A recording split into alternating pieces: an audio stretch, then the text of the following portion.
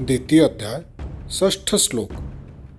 न चैतद्विद्मः कतरन्नो गरीयो यद्वा जयेम यदि वा नो जयेयुः यानेव हत्वा न जिजीविषाम स्थिव स्थिताः प्रमुखे धार्तराष्ट्रः।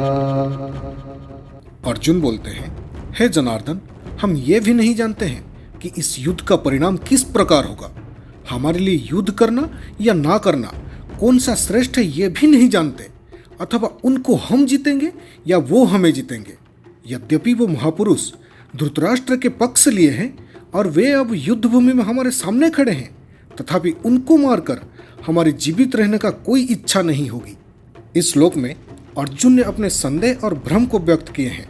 वो भगवान श्री कृष्ण से पूछते हैं कि वो ये नहीं समझ पा रहे हैं कि कौरव के खिलाफ युद्ध करना सही होगा या नहीं।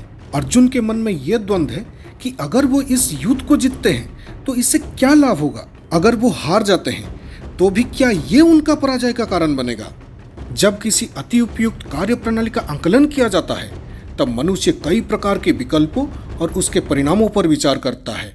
अर्जुन भी इस विवाद में पड़ जाते हैं कि कौरवों को पराजित करना उचित है या उनके हाथों पराजित होना।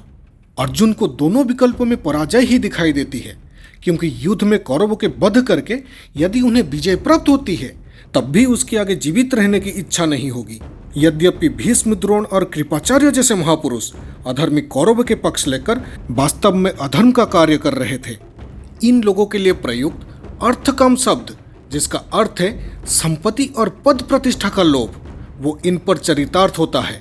क्योंकि इन्होंने दुष्चरित्र दुर्योधन का पक्ष लिया था, इसलिए युद्ध में इनका वध करना प्राकृतिक न्याय था। इस श्लोक से अर्जुन की निराशा और उनका उलझन साफ झलकती है। वो युद्ध के परिणाम को लेकर चिंतित है और उन्हें युद्ध की उचितता और अनुचितता को लेकर संदेह है।